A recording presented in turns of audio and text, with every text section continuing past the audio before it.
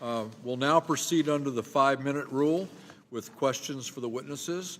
I'll begin by recognizing myself for 5 minutes. And Dr. Sakaki, I'll start with you. Thank you very much for coming out here and sharing with us what had to be a very, very painful story. I know you and your husband personally. I know what you went through. And I also know what some 7,000 other constituents of mine went through in these just terribly horrible fires. People lost everything. Sadly, some people even lost their lives. So thank you for being here. I think it's important to put a personal touch on this. Your experience in putting your life back together in the aftermath of the Tubbs fire is something that other survivors of natural disasters have also faced across many different states.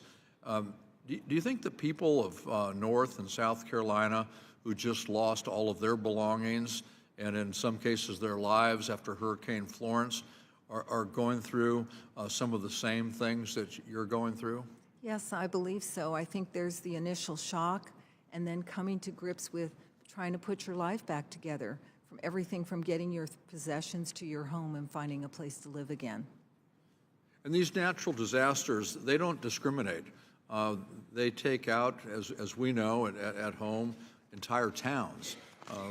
Congressman LaMalfa just lost an entire town to a fire.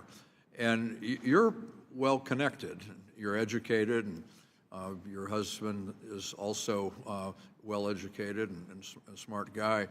But there are a lot of people who are much less fortunate. And what's your experience with your neighbors and other people in the community, and how they're coping with their recovery? It's been even more difficult. They've had to move, find places to live. Some do not have insurance. Others have lost their jobs. And then all of us are going through the mental health needs that we have. So it is even more difficult. And I just want to point this out, that there's no disaster tax relief in place at the present time for the people of North Carolina or South Carolina that were hit by Hurricane Florence. There's no tax relief in place for the people who lost everything in the tornadoes that hit Alabama last week.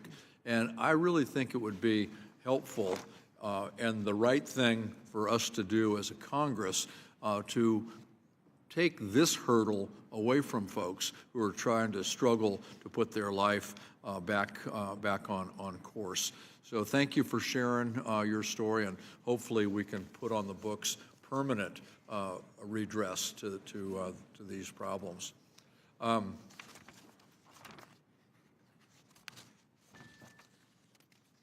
Dr. Mayor, I'd like to talk a little bit about clean energy. And I think it's important. We've pointed out that a number of these tax extenders deal with the issue of either reducing energy use or pushing folks towards cleaner, renewable energy. Do you think that most important things what do you think the most important things are that Congress can do to ensure a long-term commitment to reducing greenhouse gas emissions and creating millions of new green economy jobs?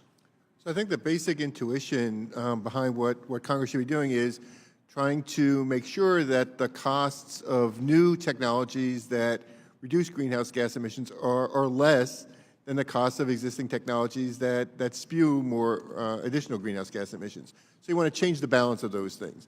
And you want to change it in a way that is more long-lasting. I think as Pam Olson was discussing, it's very difficult when you have a stop and start provision in place where you have to gear up a large investment in a new technology if you can't rely on that tax benefit being there when you actually get to deploy that technology.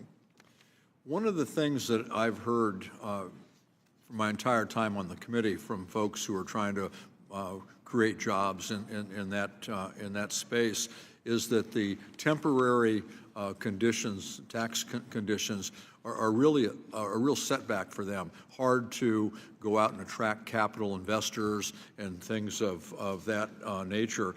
And do you think that long-term policy commitment would make a big difference in the terms of greater market penetration for new carbon combating technology as compared to what we've done over the last decade?